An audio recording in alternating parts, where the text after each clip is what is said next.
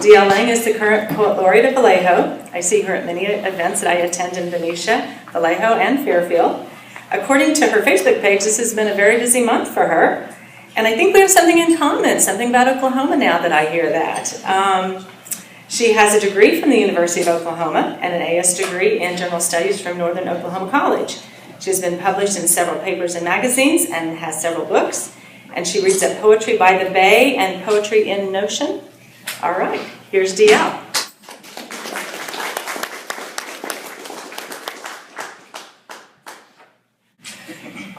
When I was a very young child, about 8 years old, my father was in the military and he had a chance to move when one of the bases shut down.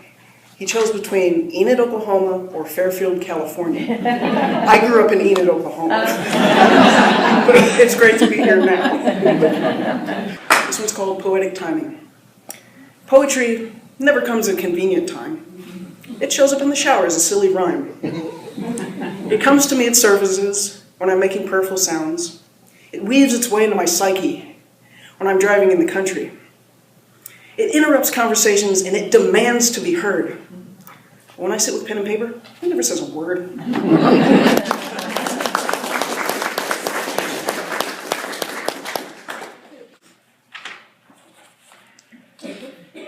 What a gift you have given me. Research is a journey, a wandering through history in every direction, making connections, stumbling onto discoveries, perhaps long left to the dustbin of memory. A respite from all worry that briefly sets us free to travel through time, nourishing our minds with the biographies of those souls who dared to turn dream into reality. Once again, breathing life into their stories, their voices echoing like loudspeakers in the arena, with prophetic messages yet to be realized, thundering forth, that we might carry them forward towards a new generation. For the world we must build sits upon the foundation of those dreamers who broke ground before us.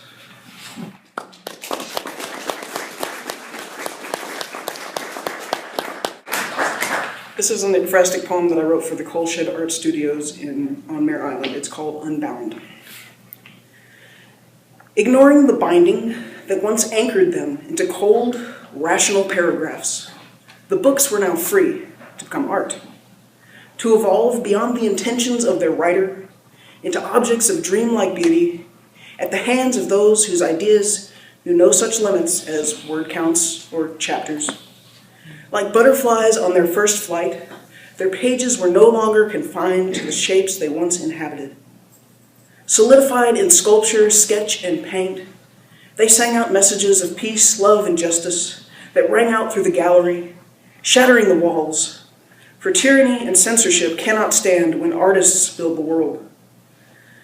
Their words floated freely into the evening sky as paragraphs dripped upon the pavement, and the letters crunched heartily in the mouths of all assembled, as they stared in awe at each beautiful transformation.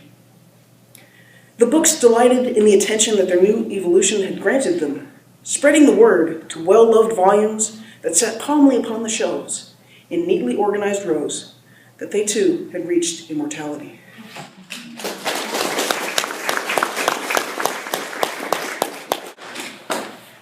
This one I wrote specifically for the Solano County Library System. It's called Libraries Ignite Universes. The library, she's a magic place. Towering from floor to ceiling, stands all the wisdom in the universe. Collected for centuries, freely available, ready for curious minds to immerse themselves in the endless knowledge that graces her shelves. Escape into her peaceful sanctuary, where in her quiet, yourself you'll find, as you unite with the finest minds.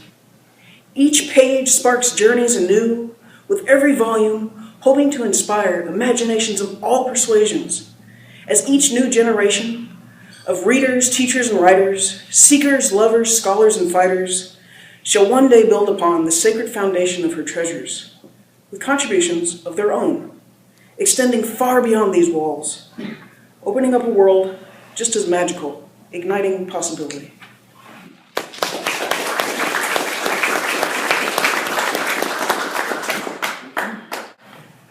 My final poem is entitled Why Poetry Matters. Poetry, that ineffable waterfall of words, thoughts dripping from minds to pages, from daydreams to stages.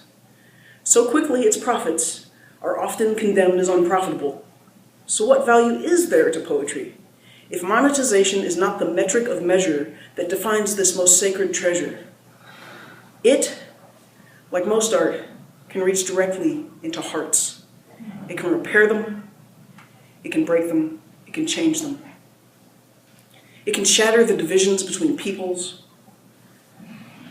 It can reach across boundaries, sprouting shared experience, educating others about each other. It can give voice to the voiceless, comfort the hurting, uplift the despondent, and accompany the lonely. It is a cornerstone of other art forms, transforming itself into song lyrics, treasured quotes of wisdom, spoken word and comedy performance, film and commercial narration, and bite-sized bits of prayer and meditation. It can make you cry tears of catharsis. It can make you laugh until you cry. It can change your life with an idea. It can change the world if we only try. Thank you.